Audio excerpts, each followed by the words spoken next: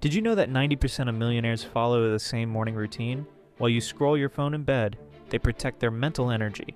While you react to the world, they create their world. Here's what separates them from everyone else. First, they avoid their phone for the first hour. Your brain is most powerful in the morning. Don't waste it on other people's problems. Second, they feed their mind. Reading, learning, growing. While others consume, they invest in themselves. Third, they move their body. Physical discipline creates mental discipline. Control your body, control your life. Fourth, they plan their day with intention. They don't react, they create. Here's the psychology behind it. Morning discipline creates discipline everywhere. Morning wins build confidence for bigger challenges. Control your morning, control your life. Most people start their day in reactive mode and stay there forever. But wealthy people understand this truth.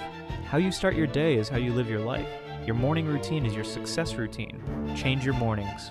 Change your life.